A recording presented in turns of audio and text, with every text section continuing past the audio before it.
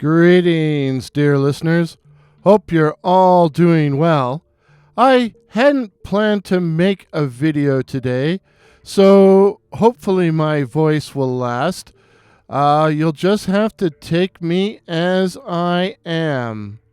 As I am. Now, recently, in honor of St. Patrick's Day, I produced a couple of videos on an Irish theme.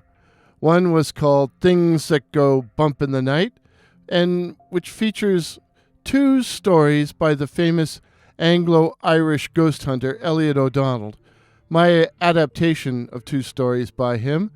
And my most recent video is A Taste for Flesh, the Leprocaun, which is about the Canadian version of the Leprecaun. Now, I feel an affinity to the Irish. I feel that I'm an honorary Irishman. And the reason I feel that way is because I was born in New York City. Even though I live in the snowdrifts of Canada, I was actually born in New York City, one of the most Irish places in the known universe. But I've only been to New York City once in 1979, and I want to tell you a little bit about my experiences at that time. Now, I went with a buddy from university, and we were there for 4 days, and we did some of the tourist things. We went to the top of the Empire State Building, and we went to Radio City Music Hall, where we saw this amazing blues concert. It was a tribute to Muddy Waters, and it featured Muddy Waters, James Cotton, B.B. King, and Edgar Winter. And at the end of the show, they all came out together and made one huge blues band. One huge blues band. The other thing we went and did was we saw the New York Yankees playing the hated Boston Red Sox, no less. Now that was an experience, but an experience for another video.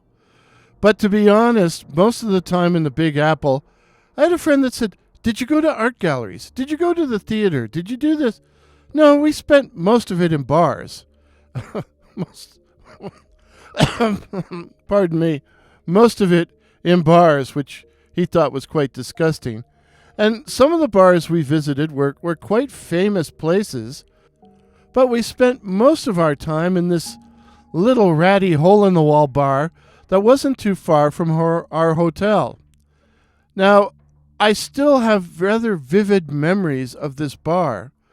There were two bartenders that worked in there. There was a handsome young Irishman with a small goatee beard, and there was this other guy, short, ugly, with thick bottle glasses. He looked like a cross between Henry Kissinger and a toad. And if you put money in the jukebox and played a certain song, he would march back and forth behind the bar. And the song was called "Let's Go to Jersey, Jersey Over the Bridge." So you put your money in the jukebox and "Let's go to Jersey, Jersey, over the bridge. Let's go to Jersey, Jersey, over the bridge. Let's go to Jersey, Jersey, over the bridge. Da da da da da da da da da." And this guy would strut back and forth behind the bar. Now, another thing they had in this bar was something called a Guinness Gizmo. A Guinness Gizmo. Now, they didn't have Guinness on draft. So what they would do is take a bottle of Guinness and put it in this gizmo, and the gizmo would shake it very, very, very, very violently, and then they would pour it into a glass for you, and it had the nice brown foamy head, just like draft Guinness. So that was their way to get draft beer cheap. And we'd spend hours in this bar, and we'd be watching the little black and white TV behind the bar. At one point, they were showing an old Roger Corman movie, Creature from the Haunted Sea, which I've never actually seen that movie all the way through. It's on YouTube, so one of these days I'm going to catch up with it. But and I also looked for that song, Jersey Over the Bridge. Sorry, couldn't find it. So if anybody hears this and knows the correct title, please let me know. But the reason I'm telling you this long, pointless story is because of the Irish fellow. And he had the most beautiful, beautiful Irish voice. Most beautiful, beautiful, restful Irish voice I've ever heard in my life. Unfortunately, he had a very, very limited vocabulary. So my buddy and I were sitting at the bar, and this guy's talking on the phone, and this is a snippet of his conversation as I remember it. Well, F me, what an effing day I've had. It was effing terrible, I tell you, just effing terrible. You know that useless effing brother-in-law of mine? You know that effing guy? Well, he gets himself kicked out of his effing place by the effing landlord for his effing tomfoolery. So guess who has to effing well move the effing sod? Me and another guy I know. So we make arrangements with the effing fool to be there at 8 o'clock this morning. We're going to rent an effing cube truck, and he's to have every effing thing packed up, and we'll move him to his new place. Well, of course, we get to the effing street, and every effing parking spot for the whole effing block is full. The whole situation was just totally effed up. So we end up parking on the street, and we rush up the effing stairs. Of course, this guy has to live like on the 6th floor, and there's no elevator in this effing place. So up we go, and we get to his effing flat, and do you think he's got a single effing thing packed up?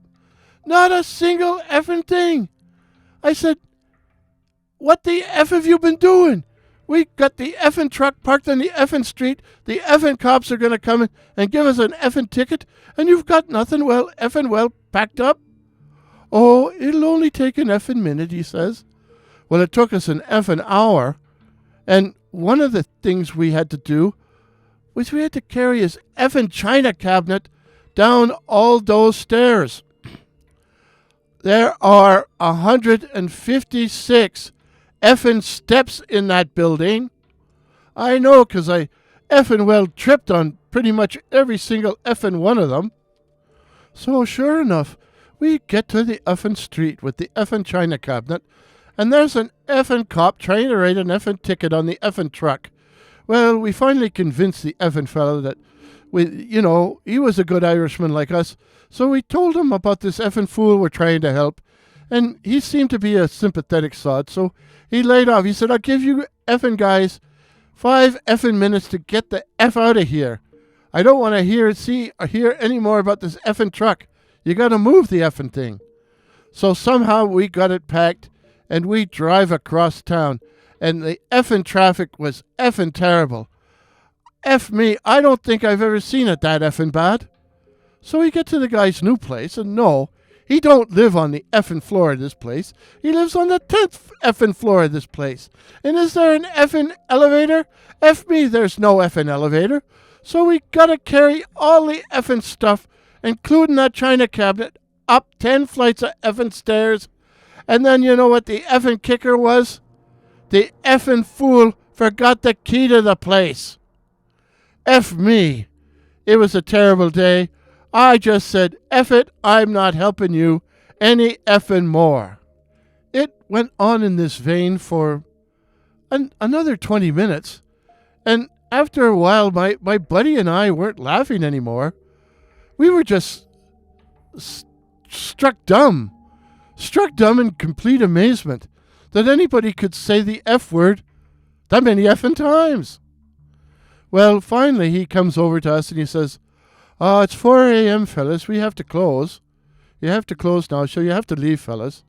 So we get up to go. But on our way to the door, he says, but don't worry, fellas. We're open again at 6 a.m., so we'll see you tomorrow. Wow. I was amazed. Not that they were opening at 6 a.m., but he actually said a sentence without the F word. So that was my visit to my hometown of New York City. If you've enjoyed today's rather foolish reminiscences. I hope you'll give my video a like. But whatever you do, please don't give it an F.